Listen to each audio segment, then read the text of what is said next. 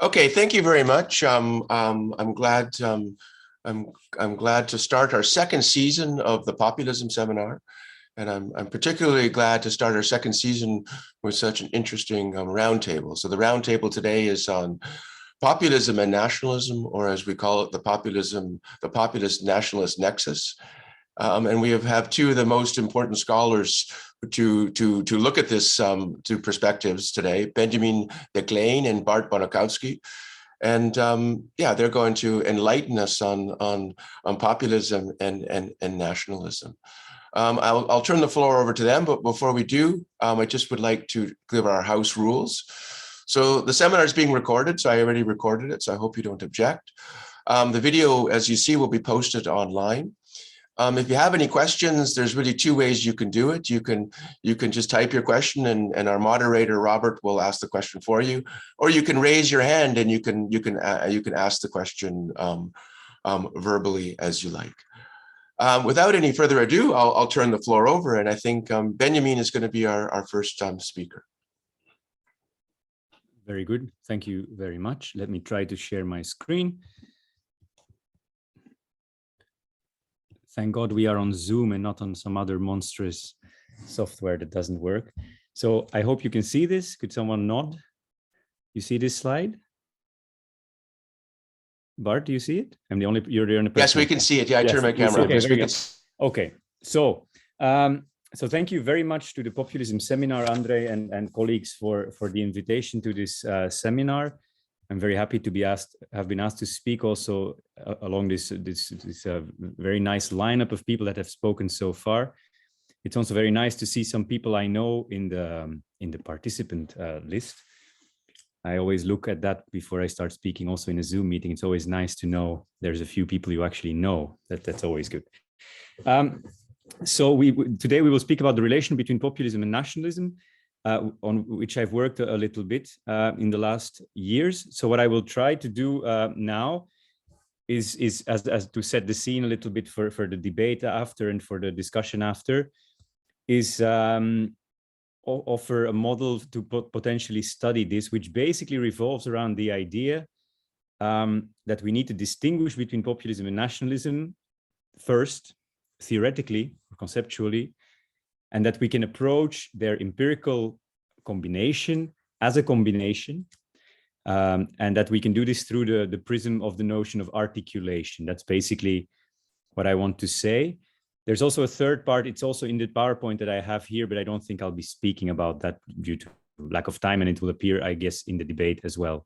These distinctions and articulations is also the title of one of the articles I wrote on this together with my colleague Yanis Stavrakakis.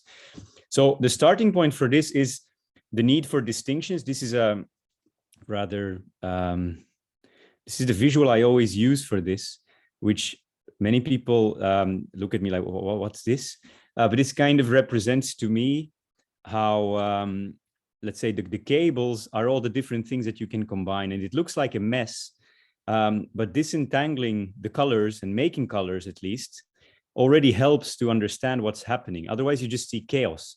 And this still looks chaotic, but at least you can see that things are entangled. And this is, I think, one of the tasks of what I would call a discourse theoretical analysis. But I also think, for example, Bart would agree with not necessarily with the visual, I don't think so, but at least with some of the ideas underlying this, that you first need to look at what are the different components of this empirical mess we're looking at, and that it's important to not create a conceptual mess, because then you just see nothing. And so this is where this visual comes from.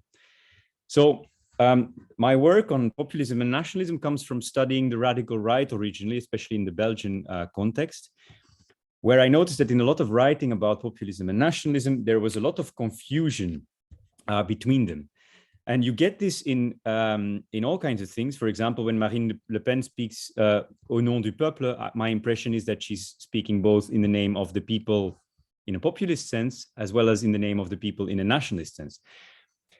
What you often see in media and in commentary is this kind of, I would say, horrible titles in newspapers. So this is authoritarian populism behind Donald Trump's victory and Brexit becoming driving force in European politics.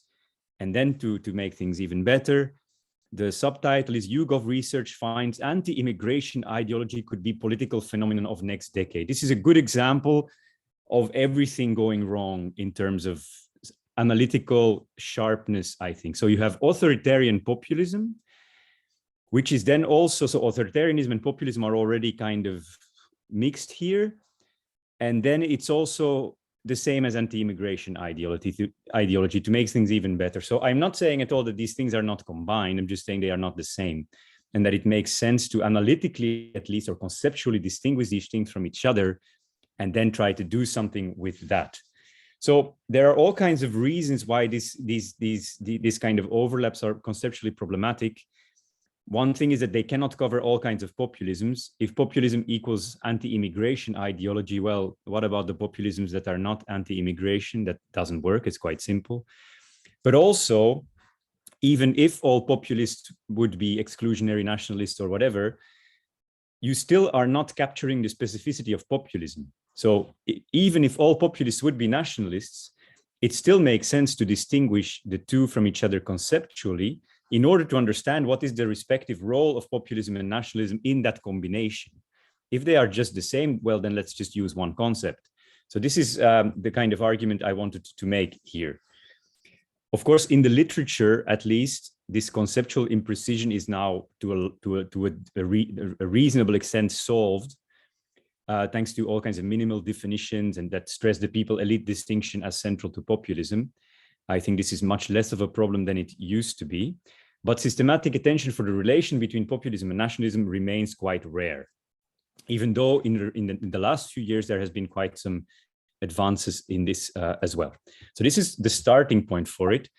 And then the solution to it, or at least what Yanis Stavrakakis and I proposed as a solution to this, was a sort of distinction between populism and nationalism based on a number of formal criteria.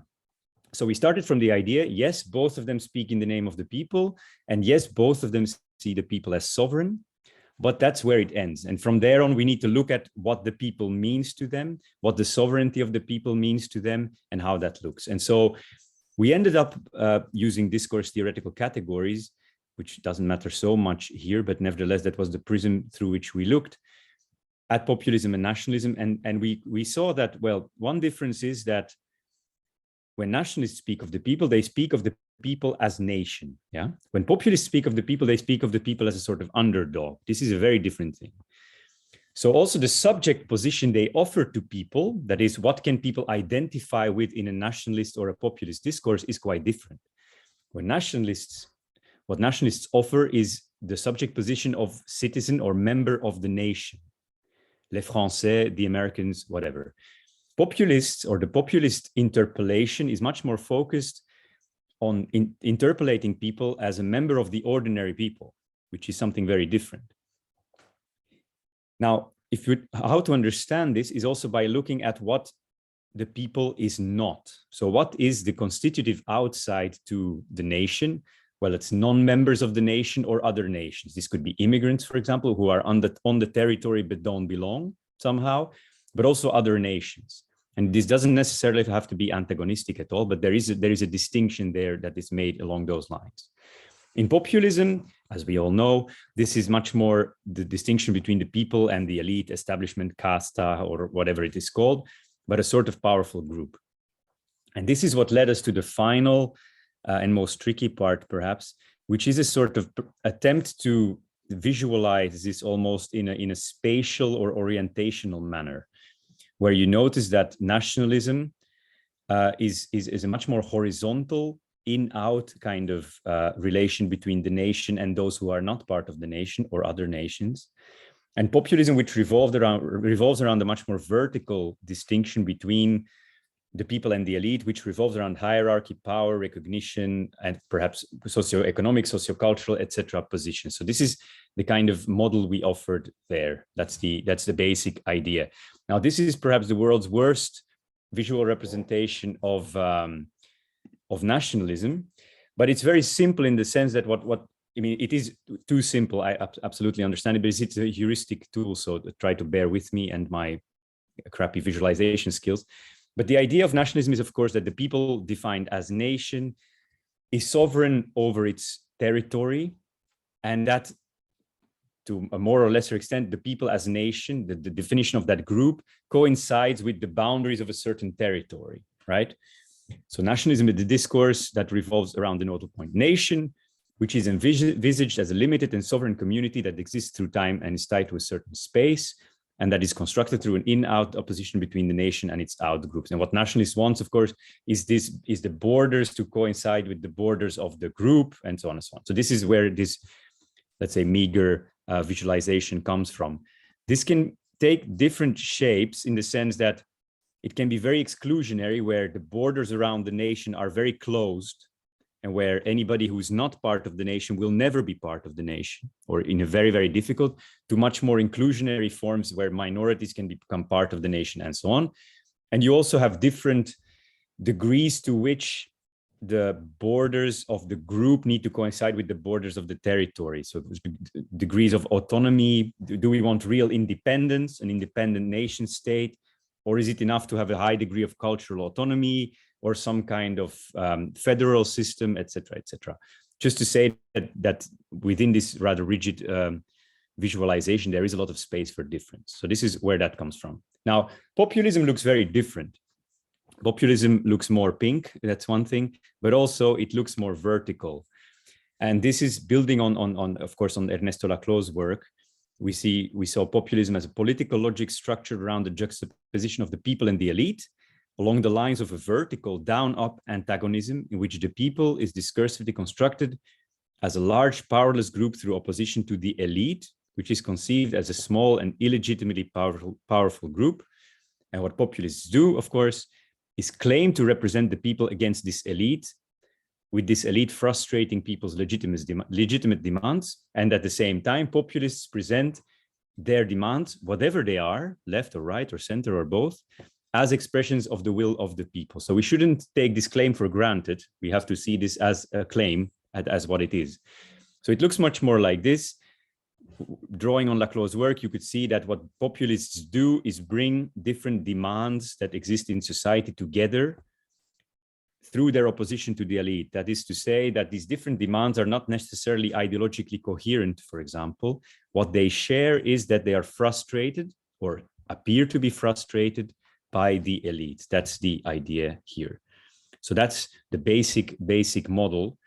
Now, what happens when you want to look at the combination of populism and nationalism? So we wanted to stress very much that our model was a starting point for empirical analysis, not an endpoint of an empirical analysis. So this means that this distinction between the two is nothing but a heuristic tool, a conceptual tool to look at what happens when they are combined. Here's another rather abstract visualization of articulation, which articulation is actually, according to Laclau and Mouffe, is any practice. This is a discourse theoretical vocabulary, obviously. Any practice establishing a relation among elements such that their identity is modified as a result of the articulatory practice. Relatively difficult formulation to say that when two discourses or demands or whatever are articulated, that means brought together, this is not a relation of addition. So when you combine populism and nationalism, for example, you don't get populism plus nationalism, as if these two would remain distinct from each other. So the idea is that the combination of them changes both of them. That's the idea. I think when Bart will later speak perhaps about authoritarianism, a similar argument could be made in this sense, that when you combine nationalism and authoritarianism, it's not that the nationalism remains pure and the authoritarianism remains pure. When you combine the two, for example, the authoritarianism is likely going to be fed by nationalist claims, for example. That's the basic idea here. And so this means that when you look at the combination of populism and nationalism, you have to ask a number of questions. And there's a few of these questions here. So one is, how are the signifiers of populism and nationalism related? So basically, how does the meaning of the people, the elite, and the nation depend on the articulation of the two of them? Which leads you to the question, what respective role do populism and nationalism play? Is nationalism the core of the matter? And is, for example, the definition of the people very derivative of nationalism? And is the problem with the elite also very derivative of nationalism? Then you're looking at something where nationalism is much more central than populism.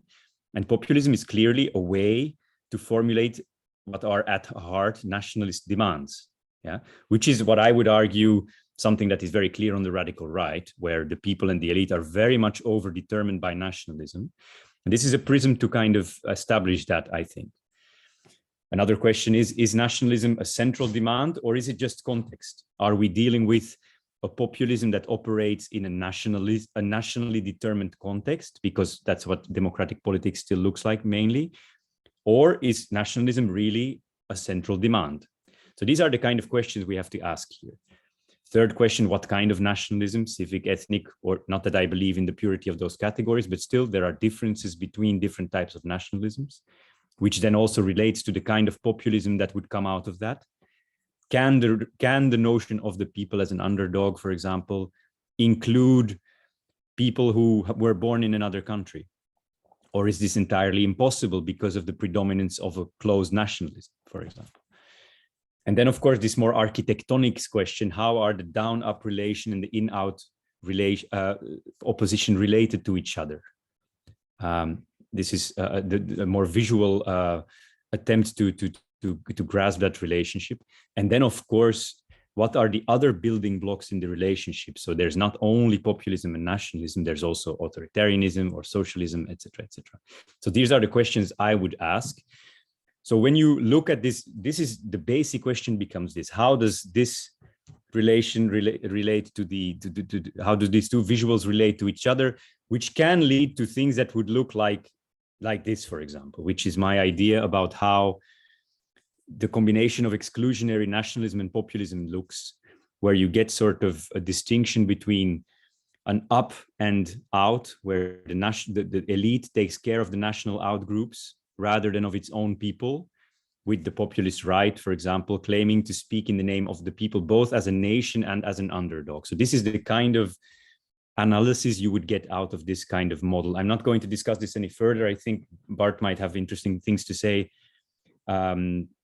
about this kind of empirical relation. I just wanted to show what this model could look like if you apply it to something like the radical right. I think that's it for me for now. I think I will end it here, my little introductory talk, and I will try to stop sharing my screen if I can get into the right Zoom window. Yes, that's it. So thank you very much for listening, and I look forward to hearing Bart's ideas.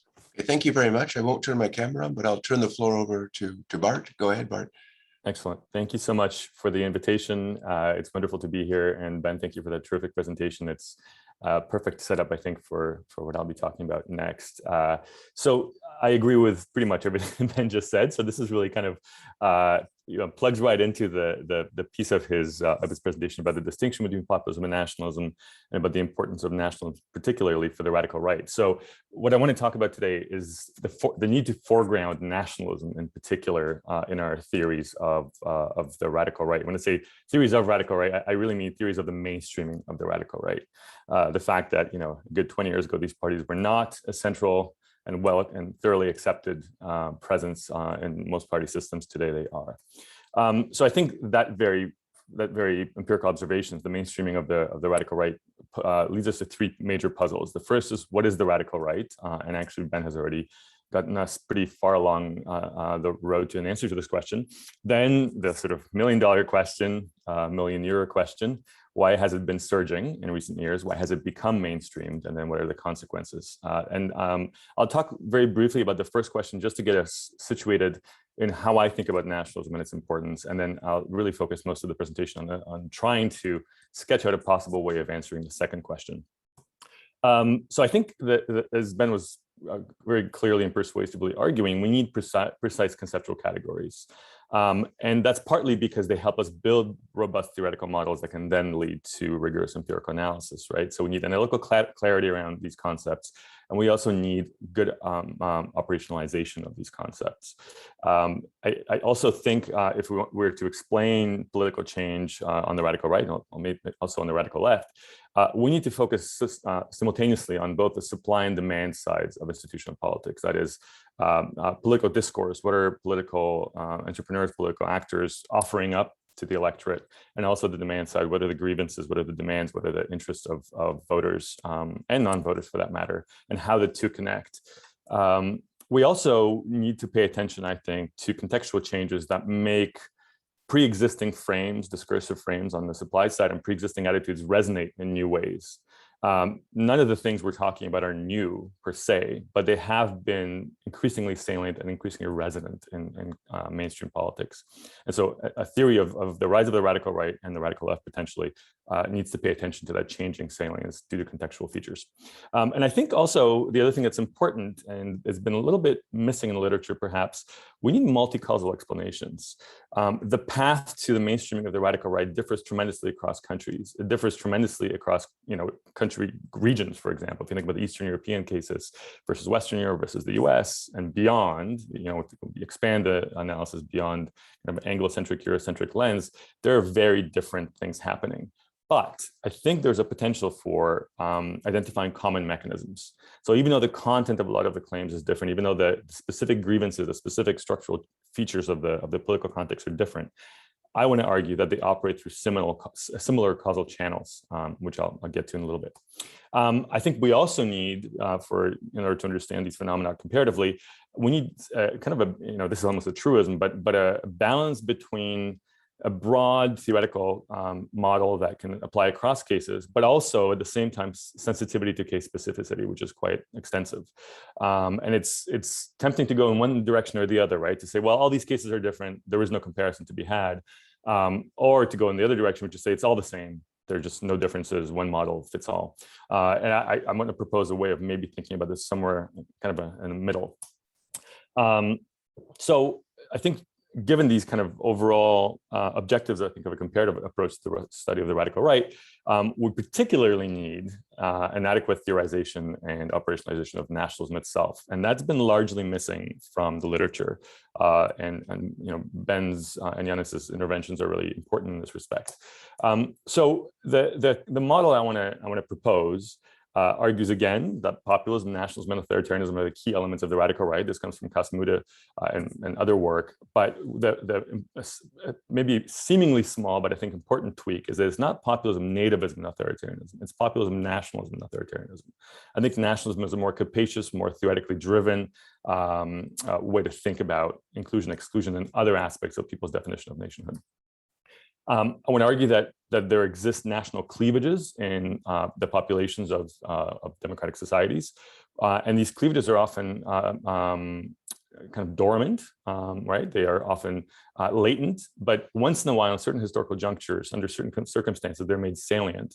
And I want to argue they are the most potent mobilizing feature, actually, of radical right politics once activated. A lot of research looks at aggregate public opinion trends, for example, and tries to understand, well, what's happening in a lot of these countries where the radical right has become mainstream. I want to argue that actually aggregate attitudinal trends are not where the action is. It is what's happening underneath what, in many cases, a stable or even more inclusive kind of public opinion in the aggregate. There's a lot happening there, both on the supply and demand sides of politics. There are shifting discursive mixes among politicians. There's polarization and partisan sorting in the public, even if the aggregate attitudes seem stable. There's the erosion of old identities that get replaced with nationalism as a more salient feature of political culture. And there is a shifting resonance based on changing context. All of that leads together to the rise of radical right politics, and I'll spell out exactly how, in my view, which has all kinds of nefarious consequences, as we well know, for both the liberal side of liberal democracy and the democratic side of liberal democracy. And actually, the three pieces of the radical right, nationalism, populism, and authoritarianism, we can think of not only as distinct from one another, not only as having slightly different, somewhat different kind of causal preconditions, but also different consequences. So nationalism is particularly dangerous for the liberal side of liberal democracy. Authoritarianism is particularly dangerous for the stability of democratic institutions, and populism corrodes the civil sphere in important ways. I probably won't get into much of this, but we can certainly talk about in the Q&A, the consequences. Okay, so what is the radical right? Well, we already know, and we heard from Ben, that it's populism, nationalism, and authoritarianism. I think that's absolutely right. I'm not going to get into the definition of populism because you already all know what that means. I would only kind of argue that it's predominantly a way of making political claims. Some work I've done with Noam Gidron, who's actually in the audience, we've argued that this is a way of making political claims. And yes, it corresponds to certain attitudes, as Andre's work has shown, and others, and Mauritius as well. And those, whether those are populist attitudes, whether it's that in relation to political trust, there are ways in which the supply and demand mechanisms operate. But I want to argue that populism is less imbued with identity concerns in most cases than is nationalism. There's also authoritarianism. In a nutshell, I'm just going to say I think of this really as a mode of governance, typically enacted once populist, nationalist, authoritarian politicians are elected, are in power.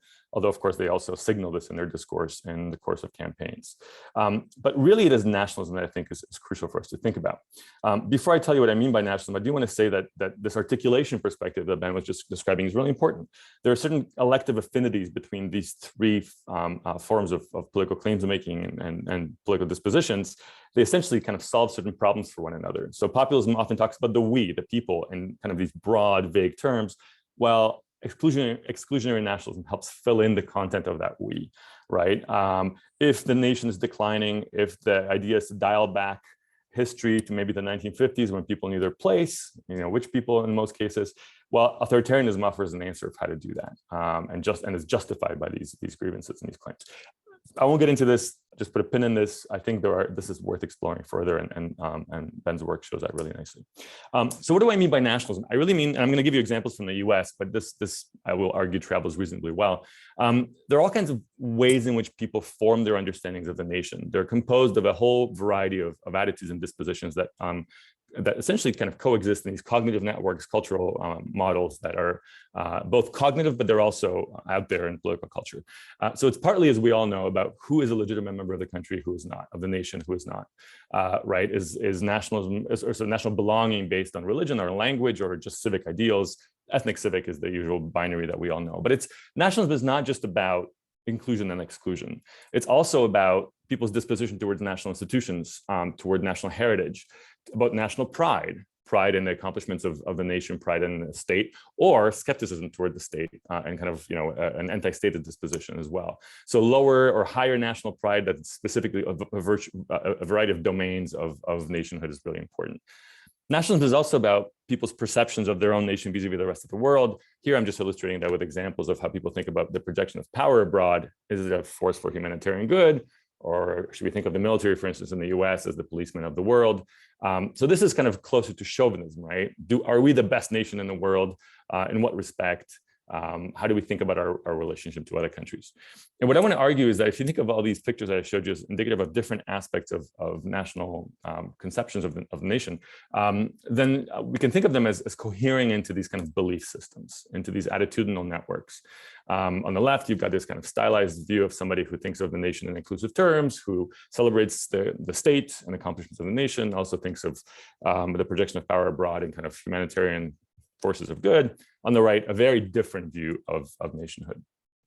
In past work with a variety of co-authors and some of my own stuff, I've shown empirically that there is significant within-country heterogeneity in how people understand the nation.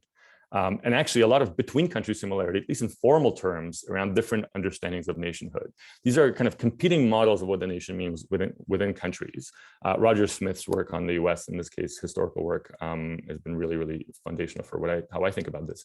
And these different ways of thinking about the nation can constitute essentially these schemas, right? These kind of relational schemas I just showed you. I've in the past referred to them as liberal, restrictive, ardent, and disengaged. There are these four types of nationalism that are composed of these different relations between different aspects of nationhood. These, again, keep showing up across countries. So I've done a lot of work in the US, but also in Europe and beyond. And I keep observing very similarly structured conceptions of nationhood. And so these are also, related systematically to socio-demographic predictors, to attitudinal covariates, and so forth. So I've argued that these types of nationalism constitute latent cleavages within populations, national populations, that can be activated and mobilized for political ends. In the past, in the US, for example, they used to cut across all kinds of other cleavages across that party, ideology, race. In the US, and potentially in some ways in Europe as well, they've become increasingly aligned with political camps in ways that are quite corrosive of democratic discourse, democratic institutions, and so forth. So that is kind of how I think what the radical right is and what its components are. Why has it been surging? I'm going to try to get to this quickly and offer you just one way of thinking about this. I want to argue that these nationalist cleavages, these deep fissures around what the nation means, are the fuel for the rise of the radical right. Anti-elitism and low institutional trust and other populist attitudes that are evoked by populist claims stoke the fire, kind of they turn up the heat. And then the consequence is tolerance for authoritarian rule and the erosion of democratic institutions. But what's interesting is that whether you think about nationalism, populism, or authoritarianism, all of these phenomena vary much more in salience than their prevalence. They're old frames, they're old attitudes, they've been around for a long time, but the way they've been combined and made salient is new. And this is where we need to be thinking about kind of these contextual changes. What changes matter for all of a sudden making old attitudes and old frames resonate? Well, they're economic, they have to do with labor markets, they're about migration and demographic change, they're about fears of terrorism, they're about all kinds of other ways in which people think about group relations in societies. They're about change in popular culture, the displacement of who used to be valorized back in the day with who's valorized these days. They're about social movements. And then they're also about these idiosyncratic phenomena within countries, like the election of Barack Obama, which kind of crystallized a lot of this stuff. You know, in Poland, it's the Smolensk catastrophe is another very idiosyncratic country-specific thing that helped crystallize a bunch of different discursive and attitudinal trends. So here's the theoretical model, and I think I'm going to stop after this. So if you think of the top side of the slide as supply-side phenomena, the bottom side is demand-side phenomena. On both sides, you've got nationalism, populism, and authoritarianism, both either as frames or as dispositions. Over time, again, these things have been around for a long time, but there's stuff bubbling kind of beneath the surface. On the supply side, you've got the creative recombination of these three types of frames and their fusion, kind of a winning formula, although in a slightly different version than the Kitschelt kind of classic. And I've got some work that shows that these things have been fused to the point where if you expose people to just pure populist anti-elite claims, some subsets of the population will have stronger antipathies towards minorities. So the two things, one stands in for the other increasingly. On the demand side, you've got this aggregate stability, but there's a lot of shuffling and resorting of attitudes across political lines. In the US, across the two parties. Nationalism used to be cut across parties back in the 90s. It very much does not anymore. It's become sorted by the two parties, and I have an article coming out on that. We've got the erosion of other traditional identities like labor identities, union identities, that has kind of created a vacuum where nationalism fills in the void. At the same time, you've got all of these fears around the kind of changes that I just showed you, economic changes, cultural changes, demographic changes. They're inchoate, they're kind of disconnected. But what political entrepreneurs opportunistically do is they link up all these different anxieties and they channel them into outgroup resentments. Right? They tell voters, they kind of reinforce the idea among voters. Look, you're scared of cultural change, you're scared of economic change. All of this stuff shows that essentially something is happening in our society that's affecting people like you, people like us. And who's to blame? It's minorities, whether it's immigrants or refugees or Poles immigrating to the UK, which minorities varies. But what that does is it creates a collective status threat among majorities, ethno-national majorities, typically white majorities in Europe and the United States, but Hindu majority in India, for example. And Noam Gidron and Peter Hall have written a lot about how that status threat works. I think they're spot on. And so once you channel these fears into these resentments, you create a sense of collective status threat. All of a sudden, these pre-existing frames and attitudes resonate in new ways, which then mobilizes the pre-existing nationalist cleavages in these populations so that, maybe people 20 years ago were not voting primarily on what they think the nation is. But these days, that is among the more salient considerations that they exercise in the voting booth.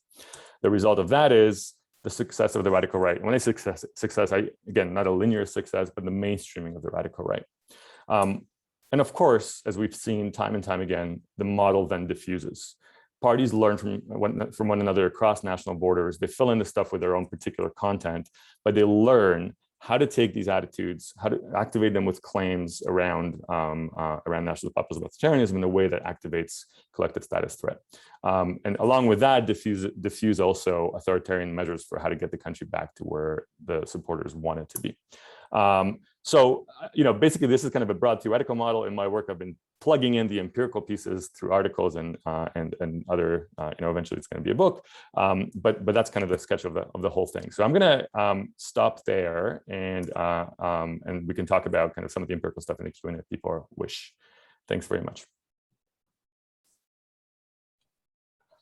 Okay, I'm just going to turn my camera on. Okay, thank you very much for two great presentations. Yeah, very clear, but I also have lots of questions, but I'm not gonna ask any questions. I think I'll turn it over to Robert, do you see some questions coming in? Do you want to monitor the chat and see what's going on? Absolutely. So there are no questions at this moment, but please use the Q&A function.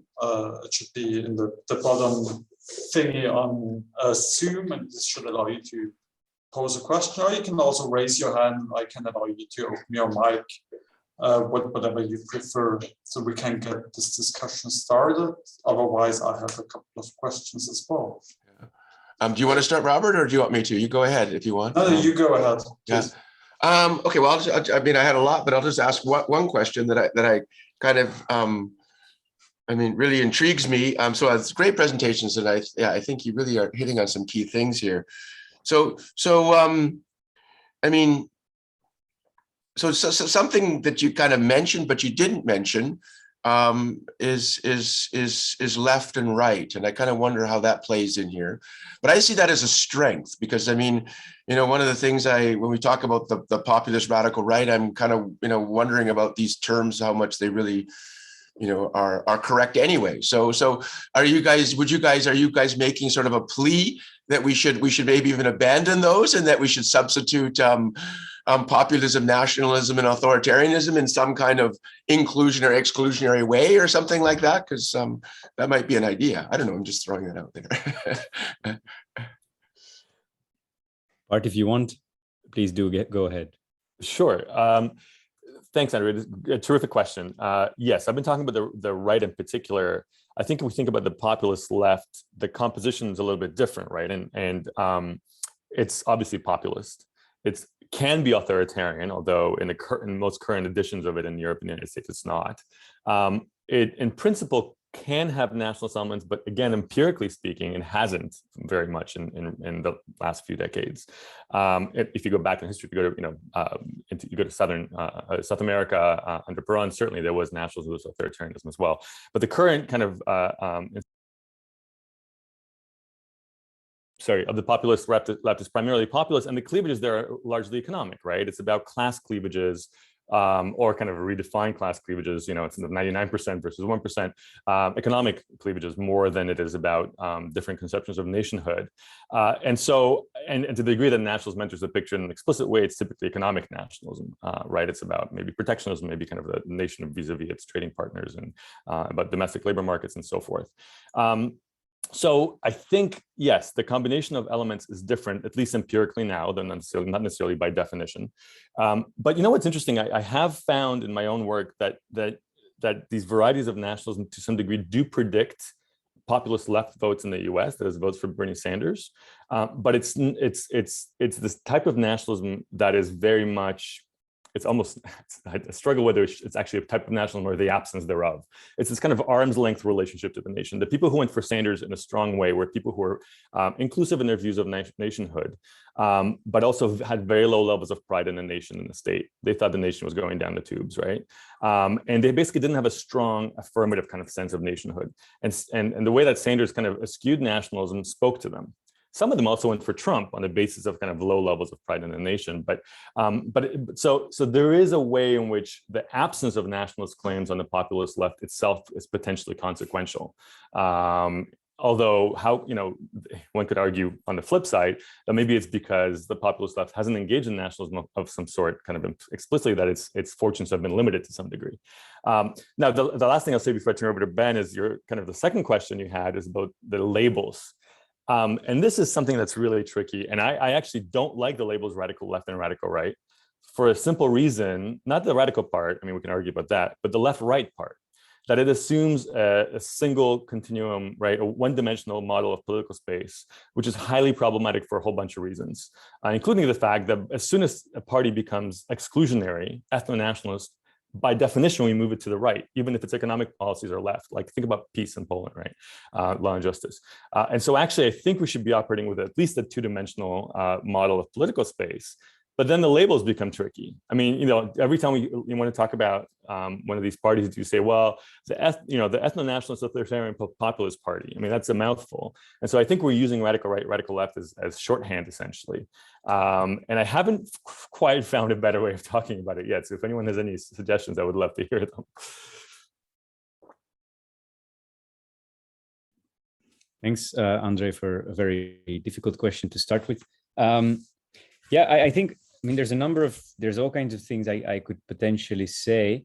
I think also that the left populism and right populism are often problematic categories in the sense that, I mean, if you look at Laclau's theory of populism, the idea that populists bring together different demands or different kinds of groups in the population in a joint opposition to the elite, which could be a pre-revolutionary moment, for example. Yeah? Let's say bread price, freedom of speech, religious freedom, gender rights, and something else. Or perhaps economic freedom for entrepreneurs. These things are scattered across the left and the right, and in a certain moment can come together in opposition to a certain elite. It makes very little sense to think of those demands as inherently left or right. That being said, you could, of course, say that they can be articulated in such a way that they are more left-wing or are more right-wing. Perhaps these kind of demands in themselves, let's say religious freedom, for example, is perhaps not left or right inherently, but depends on how you make it part of something bigger. But I do think that the strength of this kind of theorization of populism as bringing together different groups and different demands in opposition to a joint opposition to the same elite is exactly that it is not ideologically settled at one side of the spectrum. The populist moment in that sense is exactly the moment where it becomes possible to combine all kinds of things together in joint opposition. And that typically cuts across ideological cleavages, at least to an extent. Otherwise, there wouldn't be a broadening of that populist appeal, and you're not doing it. So in that sense, I think that is a very important remark, I think. That being said, I do think left and right are relevant categories, but I would have to think a little bit harder to develop a very precise answer to that question right now. Yeah, so maybe, yeah, that would be it for me for now, I think, to give people some space. I see some questions, so. Absolutely perfect. Thanks for the two responses. So I have one question in the chat by Angela on why does Bart prefer nationalism over nativism as a concept? That was just very quickly mentioned. Could you maybe elaborate a bit, Bart? And then we have one question from the audience as well. Sure, I'd be happy to. So again, I sort of mentioned that this seems like a trivial distinction, but I think it's consequential actually.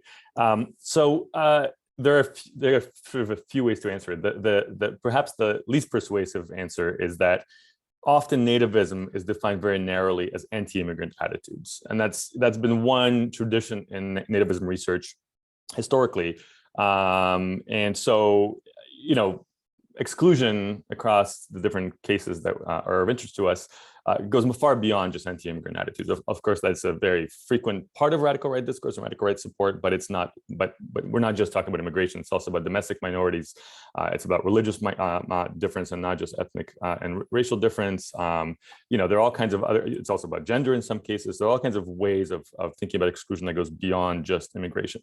That's the simple answer. But there's also a more generous reading of nativism as a concept, and Kasmuda has suggested this among others, that it's not, and Jan Willem Dijvendak as well, that it's not just about immigration, but it's about inclusion and exclusion more generally. It's about who gets to be part of the us, right? And there it comes closer to the way I think about nationalism. But I think the problem is, as I try to explain a little bit in the talk, is that nationalism is not just about inclusion and exclusion. That's an important part of nationalist conceptions, or general conceptions of nationhood, but it's also about national pride. It's also about chauvinism. It's about these other aspects of nationhood that intersect and interact actually with inclusion and exclusion in interesting ways and in consequential ways. So, and you know, kind of like in the articulation tradition that Ben was referencing, it's more than the kind of the resulting schemas of the nation are more than the sum of their parts. It depends on the relationship between their elements. And so nativism is just, it's sort of a subset of nationalist attitudes and beliefs, if you will. It's also, if we stick to nativism, it's not clear how to talk about different forms of nativism, different varieties of nativism. It's sort of either nativist or not nativist. That's often how it goes, right? So it's a less theoretically capacious term in my view than nationalism. And part of the reason I think why nationalism has ended up being a richer term is that there's a long history of research on nationalism in sociology and history, in political science, you know, that dates back to the literature on nation building and state building, all the way through to kind of banal nationalism and everyday nationalism, Billig and others. And so, and of course, Rogers Brubaker's work. So I think there's just more there analytically, and then potentially more there empirically as well. But thanks for the question. Ben, do you have thoughts on this question as well? Do you want to add something? Well, I once I thought about doing something about this. It never happened.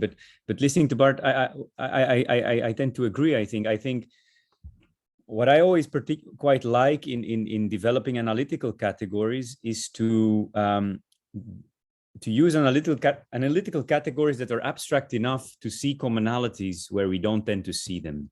And using nationalism in that sense is much more interesting because it allows you to see that there's a continuum between what we would consider acceptable forms of patriotism and exclusionary nationalism, and that these are not two different things, but that for the ones who are exclusionary and patriotic, they are part of the same thing.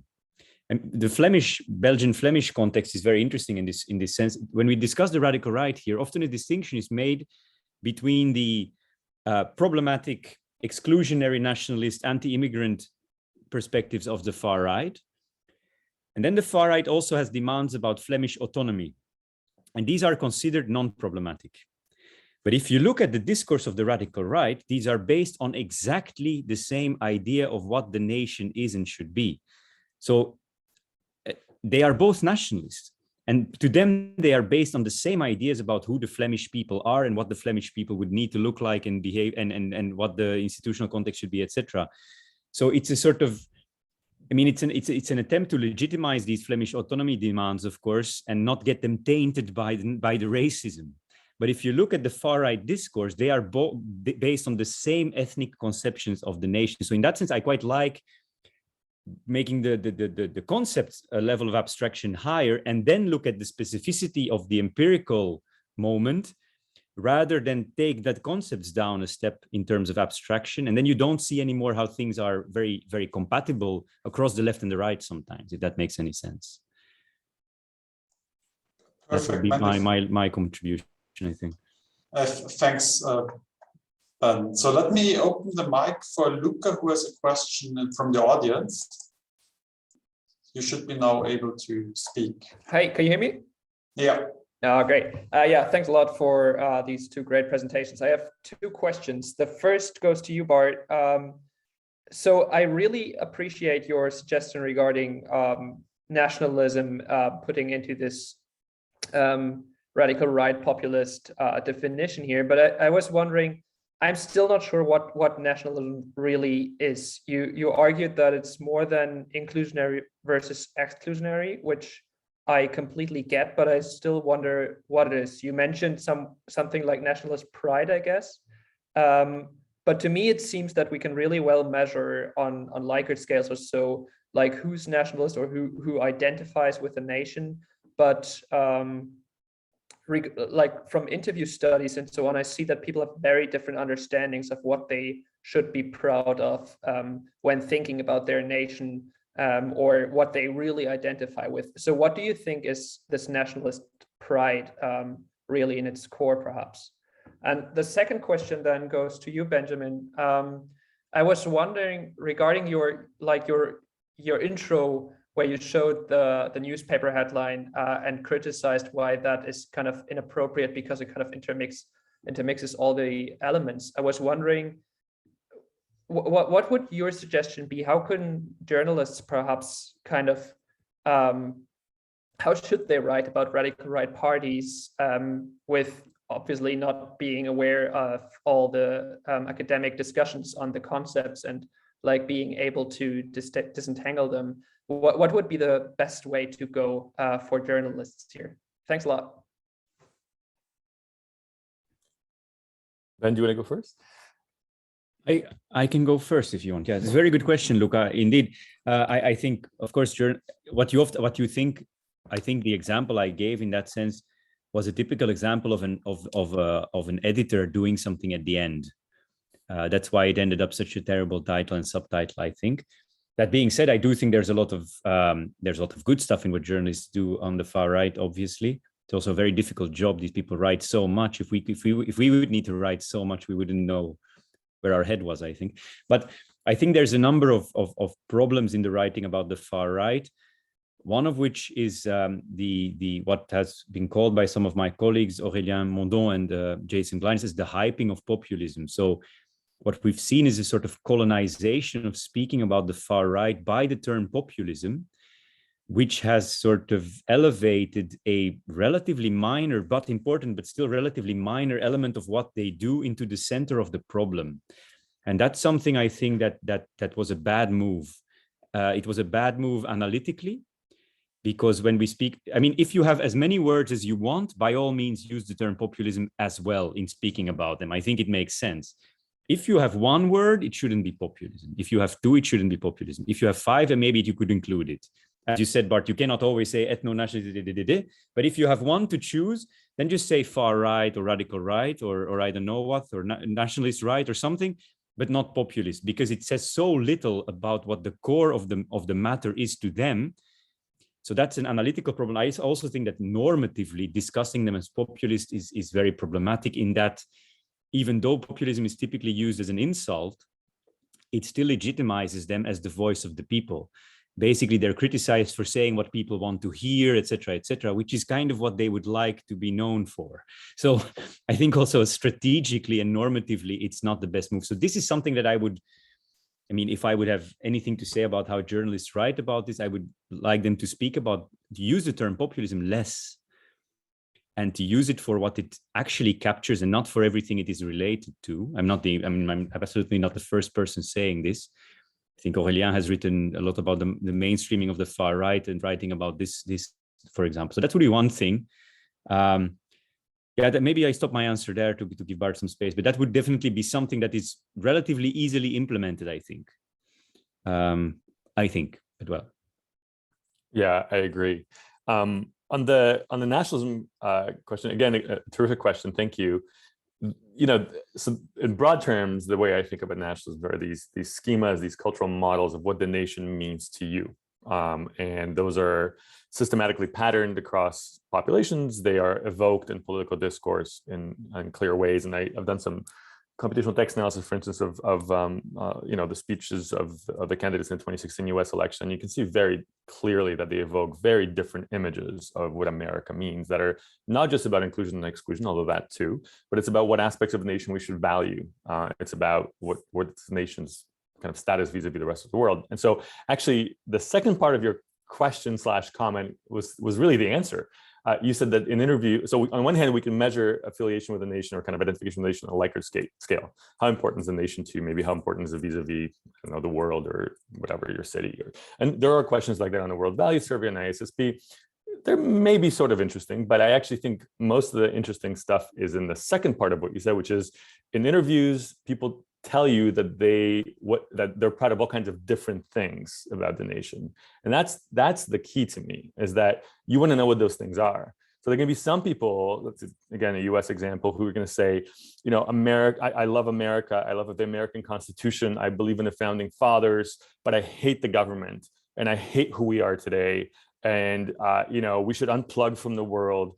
And the kind of sometimes explicit, but more often than not implicit point is, we need to dial back history to some prior time, make America great again, right? What about America was great? So those are where the pride questions come in, right? In combination with the others, with the inclusion and exclusion. And so I think the idea is to kind of parse out what people value in the nation, because that tells you to some degree what they think the nation is. And of course, the other thing is that I didn't come up with these kind of, identity or symbolic boundaries, pride and chauvinism categories out of the blue. There's a long tradition in political psychology of looking at each one of those things. What's kind of funny about it, though, is people who study chauvinism equate it with nationalism. So for a lot of political psychologists, nationalism equals chauvinism, nothing else.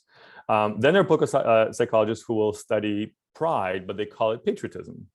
But then it turns out not all patriotism is so great. So then they say, well, there's blind patriotism and there's constructive patriotism, right? And so on. So, and these categories kind of just proliferate. And similarly, there's a whole, as you know, tradition of research in ethnic versus civic nationalism. And my argument is that all of those things matter. And by calling one patriotism, as Ben was saying, another nationalism, we're actually limiting our scope of inquiry, and we're kind of misunderstanding what's happening. I think these are all different dimensions of people's conceptions of nationhood, which are essentially considered of nationalist discourse, nationalist frames, national schemas. I would love to hear more about your interviews, but they seem very much in line with the way I think about this topic. Thanks. Excellent. Thanks for these responses. There are no further questions and no further hands up. So I have two tricky questions to close the session. The first is, given that what you just described in terms of what nationalism means by context, etc., is this the end of comparative politics in a sense? Because we cannot really understand these different concepts in different contexts across countries, right? So the World Value Survey may be a good data source, but eventually it fails the point because this is a concept that we can't compare. What are your thoughts on this? And maybe the second thing, given what you said, or the overall theme, do we still need populism? Is this still a useful concept at all, a useful analytical category or not? And what are your thoughts on that? So two very tricky questions to close the session. Who goes first? You want to start this one with the first question on the comparative politics? Sure. Yeah, why not? On the second, I'm just going to say, yes, we still need populism. And anytime anyone makes an intervention into the literature, they risk overcorrecting, right? So we're not saying populism doesn't exist or is irrelevant. I think it's just important to be clear about what it does and what part of the mobilization kind of mechanism it pertains to. But I'll let Ben take that more fully. On the first one, I very much think that comparative research is not only possible, but it's crucial. I think there's far too much, especially in the US, but that's kind of how it goes here, kind of just studying your own case, or at the best studying a couple of cases, a few cases. I think there's a way in which we can have a much broader scope in our analyses and look for these kind of formal similarities across places, even if the details, the specificities are different. So for example, the nationalism questions that I use typically from ISSB, and I've kind of used them on my own and other surveys, they work pretty well across countries, in the sense that in every country you have some definitions of inclusion and exclusion, symbolic boundaries of the nation. In each country, you've got some configurations of pride, some sense of chauvinism or lack thereof. And these things turn out to actually hang together pretty similarly across countries, with some differences.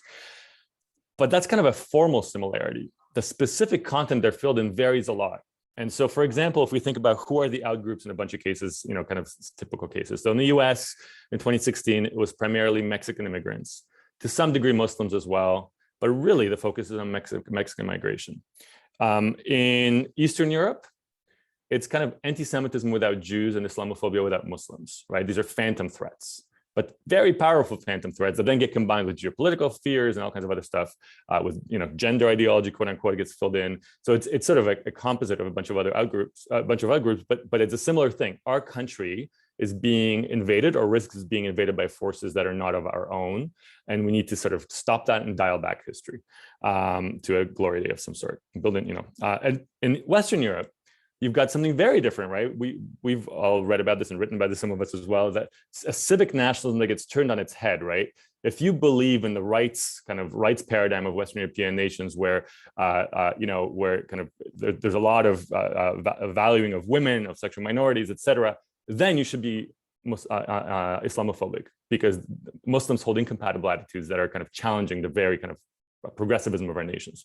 In the UK, and I could go on and on, right? In the UK, Brexit was not about Muslims primarily. It was primarily about Eastern European, intra-European migration, right? And then got kind of, Muslims, of course, became included as part of the outgroup. So the details vary, the content varies, but the mechanisms, I think, are similar. And so the thing I described about mixing the three frames and the three sets of attitudes and taking inchoate fears and channeling them towards resentments and creating a sense of collective status loss, I think you see everywhere. And we should really, the ideal would be to stop studying just Europe and the United States and South America and bring India into the analysis, right?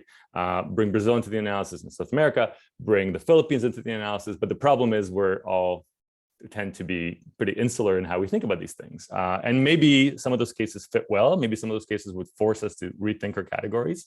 But I do think there's some sense in which a similar mechanisms operate across at least a subset of these cases.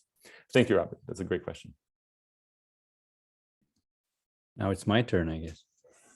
So yeah, let me first, maybe to follow up very briefly on what Bart ended with here. I very much like this idea of mechanisms, which in discourse theory we call logics or whatever. There's all kinds of vocabulary for this, but it's again it's again about looking at a slightly more abstract level. So, for example, it doesn't matter so much who exactly is excluded. It matters that someone is excluded on a certain kind of basis, whether this is Jews or Muslims or whatever, changes over time. If you look at the European radical right, is now defending a Judeo-Christian heritage that they were opposing with relatively radical means, as we all know. But this is very flexible. But if you look a little bit more abstractly at it, you see that the mechanisms that are being used to do that excluding are relatively similar, more and less radical. I'm not saying they're the same, but if you look from a little bit more distance, or you look a bit deeper, I don't know how to say this exactly, you see that things remain relatively the same, but that who is the enemy and who is excluded can change over time. So that I quite like that idea. The thing about populism, is the populism still useful? Yes, it's still relevant and a useful concept, but, and this is a big but, what I doubt is whether such a thing as, for example, populism studies makes any sense. I co-wrote an article a year ago or something like this. It's written a bit longer ago. It's called Beyond Populism Studies. And in it, we obviously make the argument that we should go beyond populism studies, which has, you can look at it in two ways. One is the less radical version, which is any form of study of populism, so any form of populism studies should go beyond the category of populism alone and at least look at how populism is combined with other things. I think we can all agree on that, or at least much of the work on populism already does that, and so on and so on and so on. The more radical question, of course, is, does the organization of academic work around the central node of populism make sense? Is this the most efficient and most beneficial way to organize academic debate and production? And that's a more radical question in a sense. So it's not only about populism studies should look further than its nose, or whatever, as we say in Dutch, as its nose is long, there's the Flemish expression.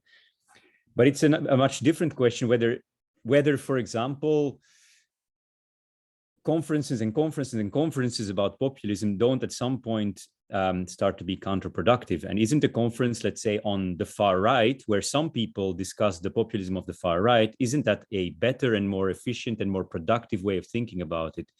So in that way, we kind of argued for a re-embedding of populism in more substantive, let's say, research traditions. For example, let's say if I have to choose between a conference on populism and a conference on the development of the radical left, in which some people speak about populism, my choice would be the second one, because I think it's going to be more substantial engagement with the far left and what the introduction of populism to the far left has meant, rather than a conference on populism where everybody's speaking about other things and think they are speaking about the same thing, but it's not entirely true.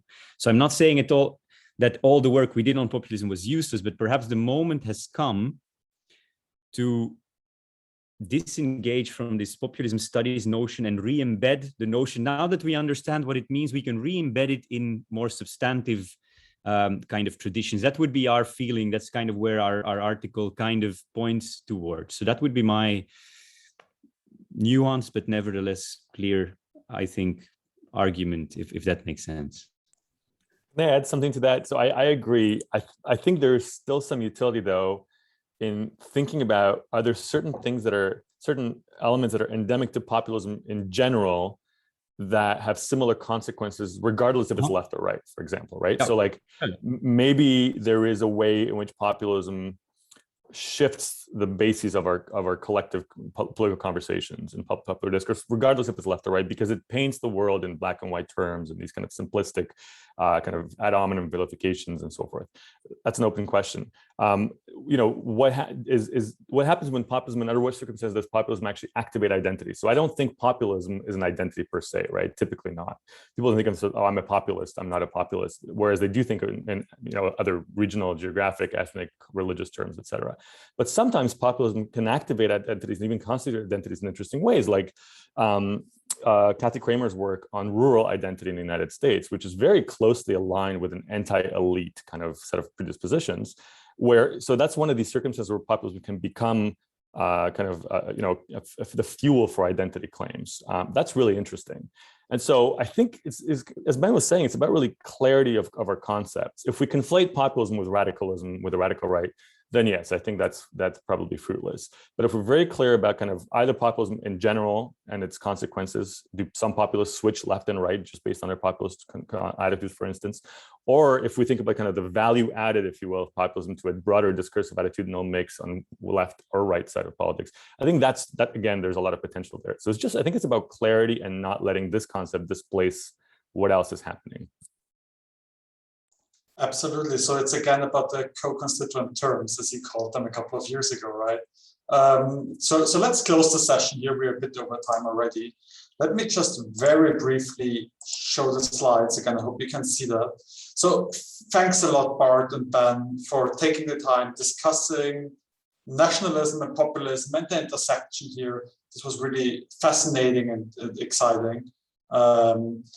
Let me also point the audience and the two of you to the next upcoming sessions in 2 weeks' time. Actually, we already have a session on the populist communication with a paper by Roman Senninger and Dan Bischoff, as well as one paper by Luca Manucci. And then a couple of weeks later, we have another panel on populism and illiberalism with 2 pieces, one by Jasmin Koenig and one by Michael Jankowski, tapping into how populism and illiberalism relate. So let me thank you all for the questions asked, for your presentations, Andre for the introduction, and see you in 2 weeks' time. Bye, everyone. Thank you so much. Thanks so much for the invitation. This was terrific. Thank you.